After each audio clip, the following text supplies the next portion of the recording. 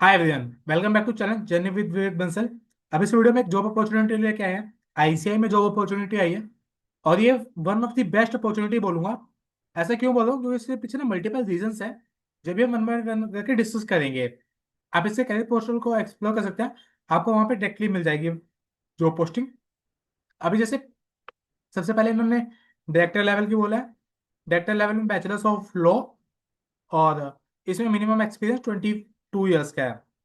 और एक ही जॉब है, नंबर ऑफ वैकेंसी। और ये बता रखा है कि आपको क्या क्या काम करना है। और इसका पे स्केल इन्होंने बोला है कि 54 लैक्स पर एनम आपकी सैलरी है।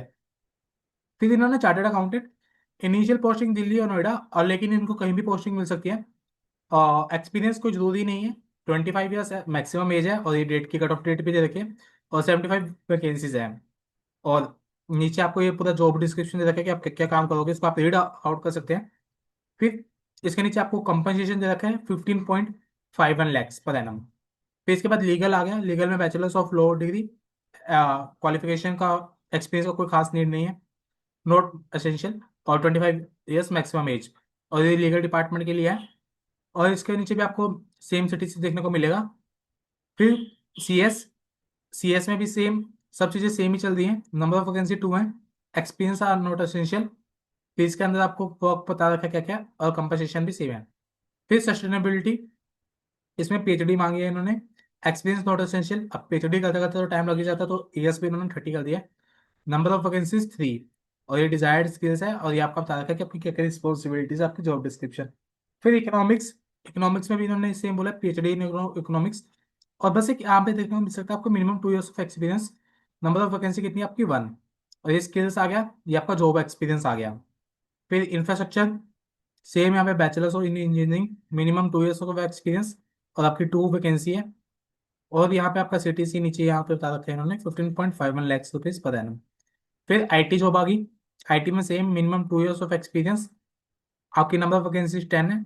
और इसका भी आई थिंक कंपनसेशन आपका सेम ही है, नीचे आपको जॉब डिस्क्रिप्शन बता दे रखी है। हाँ, कंपनसेशन आपका सेम है। ये जो आपका 56,100 रुपीज है, ये आपका बेसिक पे है। बेसिक के बाद डी आई एच आर, ये लिखा ही हुआ है। ये बेसिक के ऊपर आपका डीए वगैरह लग जाएगा, एचआरए लग जाएगा, जो कि time to time statutory guidelines के अकॉर्डिंग होगा, एनपीएस है, उन सबको मिला के है। फिर यहाँ पे फॉर्म की डेट आ गया 1 अप्रैल से लेके 15 अप्रैल तक।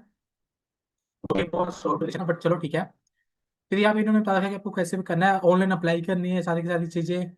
फिर ये कॉल लेटर हो गया। और जैसे यहाँ पे इन्होंने बोला होता है वर्क एक्सपीरियंस, यहाँ पे 2 और 4 था, सीए और सीएस, और बैचलर्स वाले में नीड नहीं है, बाकी इंफ्रास्ट्रक्चर का होगा। और जहाँ भी है, तो आप एक बार रेफर कर लेना। वहाँ पे इन्होंने बोला फुल टाइम बेसिस कंसिडर होगा, तो उस चीज़ की एक्सप्लेनेशन दी गई है। फिर एप्लीकेशन फी 500 रुपीज। अब एक चीज़ देख सकते हो यहाँ पे, जैसे गवर्नमेंट जॉब में देखने को मिलता है, एससी एसटी के लिए थोड़ी रिलैक्सेशन होती है, या तो वेवर हो जाता है, या 100 रुपीज होते हैं नॉमिनल फीस। बट यहाँ पे इन्होंने कुछ नहीं लिखा, तो आई थिंक ये ओपन फॉर ऑल है सबके लिए। और ये आपके टेस्ट सेंटर इन्होंने बता दिए, नीचे है लिस्ट।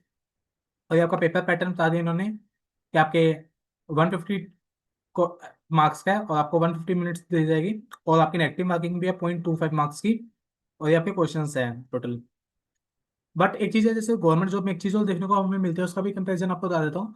कि एक वहाँ पे लिखा होता है कि आपको मिनिमम, आपको इतना कट ऑफ तो चाहिए चाहिए क्वालिफाई करने के बाद। उसके बाद आपकी जो शॉर्ट लिस्टिंग आएगी उसके मार्क्स के बेसिस पे होगी। बट यहाँ इन्होंने मिनिमम क्वालिफाइंग मार्क्स नहीं लिखे हैं कहीं भी, मेरे को तो नहीं पढ़ के पता चले।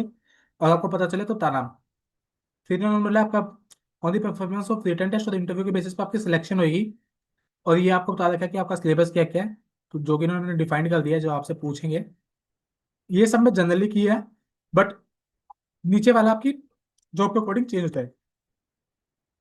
ये सारा आपका एक्सपीरियंस वो आ गया।